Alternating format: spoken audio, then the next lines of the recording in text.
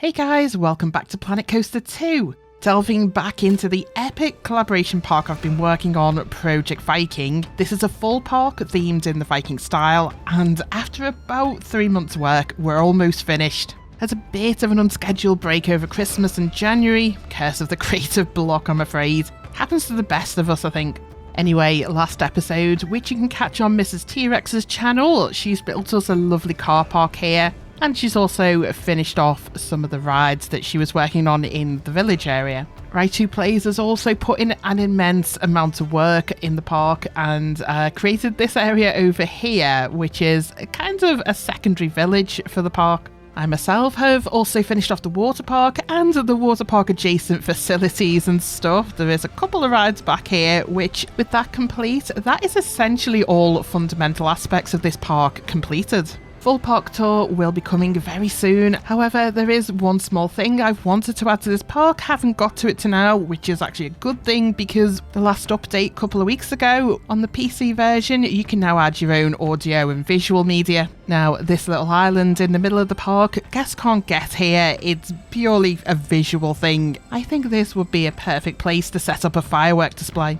Now, this is going to take a bit of fiddling with the event sequencer, since I want to set this up with some custom audio too. I've got a basic understanding of how the event sequencer works, so it is a bit of a learning curve for me too, so fingers crossed this works.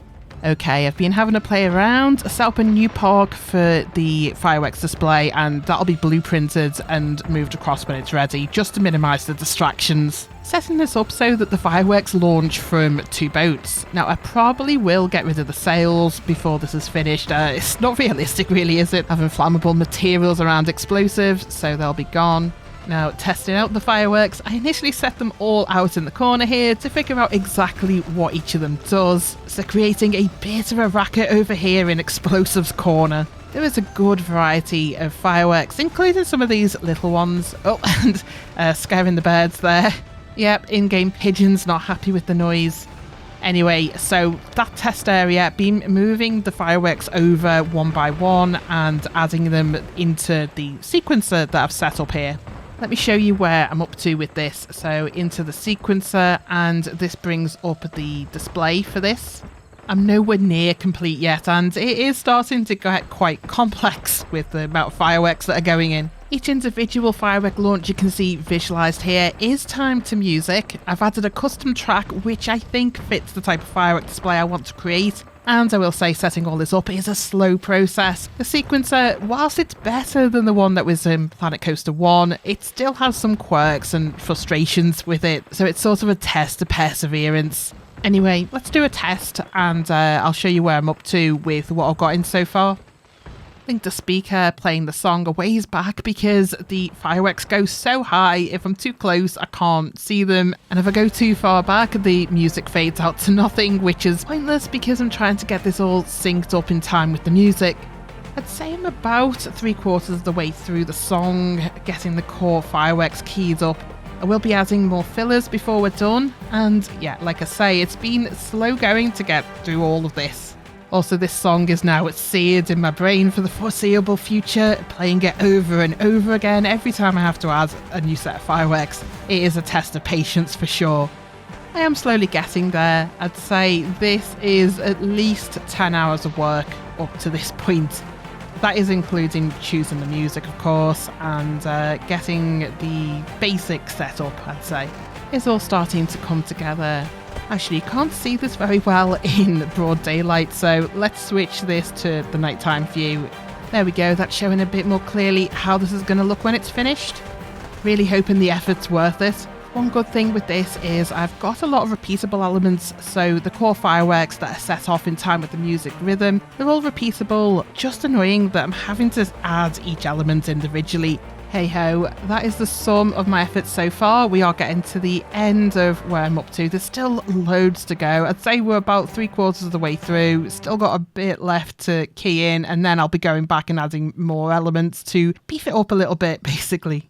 I'll get cracking on that and jump back when we're ready to put this in the park.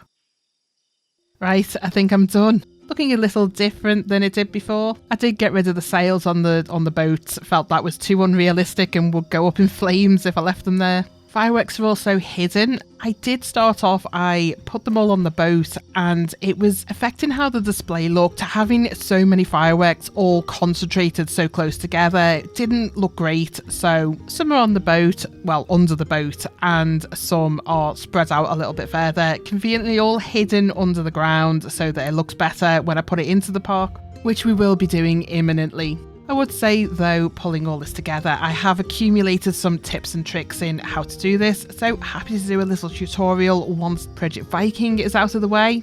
Might help out people wanting to do something like this themselves. Next step today, though, is to blueprint this, place it in the Viking Park, and I'll show you how it all turned out. So, back in Project Viking, fireworks are in.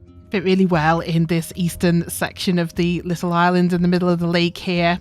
Have adjusted some things so the sequencer is sitting on the top of the boat. Now everything else is hidden below. I know that's not completely realistic. Obviously you can't launch fireworks from within the sea. Let's just call that a creative decision. It does look good when you're viewing the fireworks from over the lake, and the way they're situated, some of them, they just need to launch a little way apart from each other, otherwise they're all mangled together and it's far too concentrated. Since nobody's standing really close to this, you can't really tell from a distance what I've done with the sinking into the ground, so I'm going to live with that. Anyway, that's the process I've been through adding a firework display to Project Viking. Big effort, but I think it's been worth it. Let's set this to nighttime and end off with a view of the completed sequence. As always, thanks so much for watching. I'll catch you next video, which should be a full park tour of the final Project Viking build.